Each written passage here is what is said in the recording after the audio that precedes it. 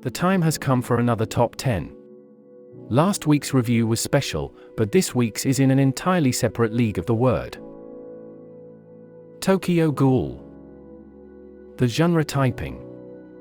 This one is a generally well-known, twisted, dark plot, supernatural, city streets war zone, social decline, meaning of life type anime that brings up some pretty awful shit, all to teach us the value of perspective.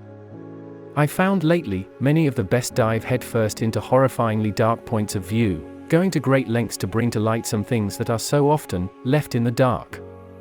It may just be me, but the ones that speak volumes are always in some kind of way twisted. This one surely is. Beyond its level of depravity, there is a substantial effort put into the fight scenes. The choreography and animation remain close to the highest possible standards, even years after it was released. My viewpoint when watching. It's got a brilliant MC, and some of the hardest development for an MC I've ever seen. There's S-tier plot and world development. There's quite a few morality lessons that question our humanity and use of discrimination. The first 2 seasons blend nicely and are practically an expose.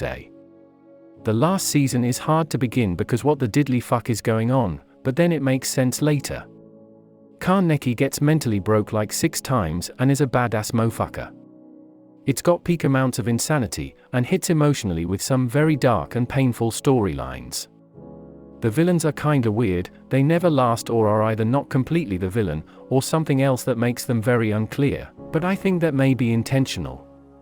It leaves the traditional villains clouded, and puts an emphasis on the fucked up things 2 sides of a social conflict are doing to each other, and it tries to justify both.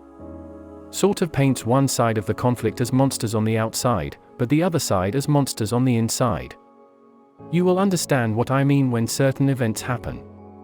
Is honestly brilliant with using so many clever techniques, and is overlooked as hell. The depth is incredible, and overall is a solid classic. You must watch this, or I can't fully respect your opinions about anything. I have never seen the manga, but if it really is superior to this already goated work of art, that would be something. Greatest high points. It treats the MC to so much pain, it makes him visibly evolve. The scenery is flawless and sets the world. The writing is the definition of peak. The villains are well designed, and serve a significant purpose. There is an artistry and nuance. Has good taste and styling. Godly action sequences and battle environments. There are good and bad characters on both sides of the major conflict. There is a love struggle, and a unique view on what's important. Will twist and turn so many times till the end.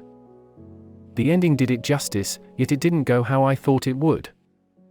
It means something more. Worst qualms. Yet again, flawless.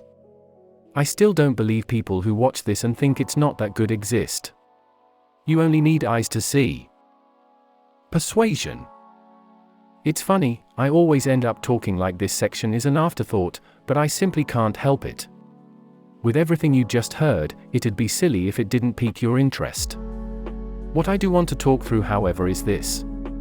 There is a controversial stigma around it, about how the manga seemingly puts the anime to shame. Even if that's so, I've always ranked this show among my top 10 from the very beginning.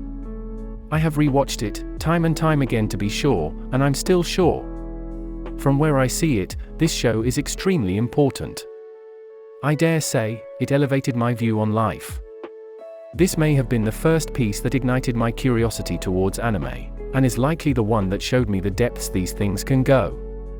It showed me how unimaginably clever, full of nuance, symbolic, meaningful, and artistic anime is, or can be.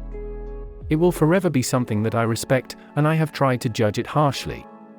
There is nothing about it that I can disagree with, or that I feel brings it down at all.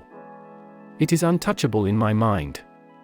I think that'd be reason enough to give it a shot, if someone told me that. I'm not saying you're guaranteed to see it in the same way, but you should at the very least, still see it. Rank and rating. I have a list comprised of all the anime I've seen, a lot, and they are ordered in general tiers, SSS, down to F. Each tier has an upper, mid, and lower ranking. Tokyo Ghoul is number 3 in my top 10, and in the SSS class. Overall rating, 120 plus out of 100. Trauma rating, 92 out of 100. Warmth rating, 45 out of 100. Where to watch? This is available to watch on Crunchyroll. End of review. You're a cracked human being if you made it this far, thanks for that, and send me any suggestions of either something to watch and review, or if I have already seen it, I'll tell you what my thoughts were. Sheesh. You ask me, we in the groove now.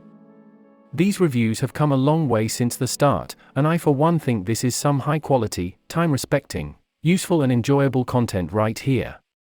I will try to keep improving the most I can, but I don't know how much further we can go. If you have any ideas for what I can do better, I'm all ears. Other than that, we won't be doing another top 10 for a while, but there is still so much more left to show. I will post again in a week, so see ya then.